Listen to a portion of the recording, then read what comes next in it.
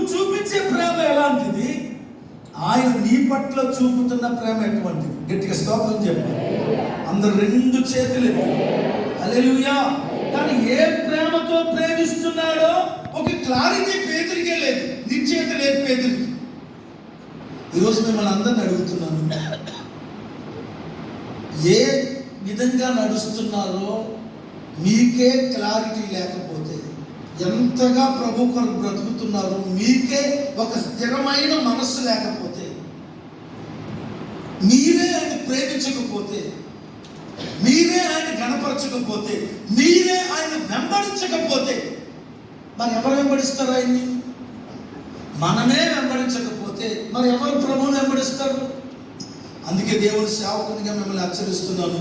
ఈ 2025 చివరి క్షణాల్లో హెచ్చరిస్తున్నాను. 2026లోనికి అడుగు పెట్టక ముందే నిజంగా నువ్వు ఆయన ప్రేమిస్తున్నావా?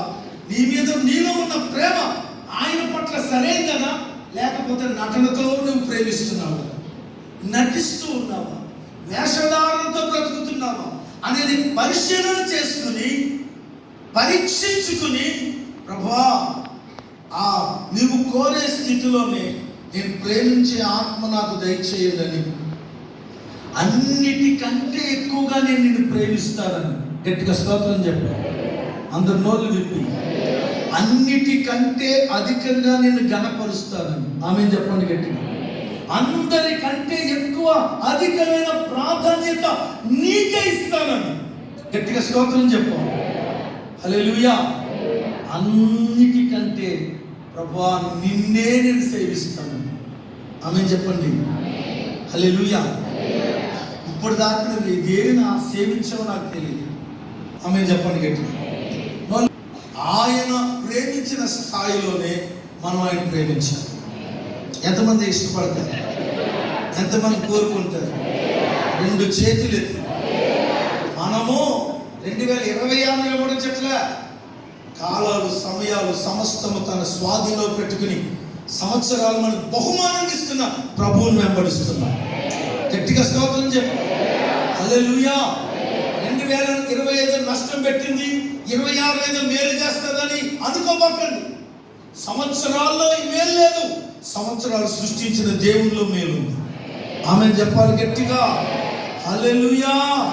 కాబట్టి ఇది జరగాలంటే ఆయన నీకు అనుగ్రహించిన కృపలను జ్ఞాపకం చేసుకుని ఆయన సన్నిధిలో ఘనపరుస్తూ, పాపమును ఒప్పుకుంటూ, పాత సంవత్సరాన్ని వెనుకొదిలేసి నూతన సంవత్సరంలో అడుగు పెడదాం. గట్టిగా స్తోత్రం చెప్పాలి. ఆ ధన్యత, ఆ భాగ్యము ప్రభు మనకు అనుగ్రహించును గాక. కళ్ళు మూసుకుందాం. ఒక తీర్మానంతో నూతన సంవత్సరంలో అడుగు పెడదాం. నీకు నేను స్థానం ఇస్తానయ్యా, నేను నిన్ను ఘనపరుస్తాను. నా ధనం కంటే, నా ఆస్తి కంటే, నా బలం కంటే, నా ఉద్యోగం కంటే, నా వ్యాపారం కంటే, నా పనిపాట్ల కంటే, నా అందచందాల కంటే, నా చదువు కంటే నిన్ను ఘనపరుస్తానయ్యా, నిన్ను గౌరవిస్తానయ్యా. నా కుటుంబానికి ఇంతవరకు నేను ప్రాధాన్యత ఇచ్చాను, ఇంటికి ప్రాధాన్యత ఇచ్చాను, మనుషులకు ప్రాధాన్యత ఇచ్చాను, కుటుంబానికి ప్రాధాన్యత ఇచ్చాను. నన్ను మన్నించు. అడుగుదాం. హల్లెలూయా. ప్రేమించుచున్నా కాలువారి దృశ్యము చూపితివే, ప్రేమించగా లేవా? అందరం నన్ను ప్రేమించుచున్నావా? నా కాలువారి దృశ్యము నన్ను ప్రేమించుచున్నావా?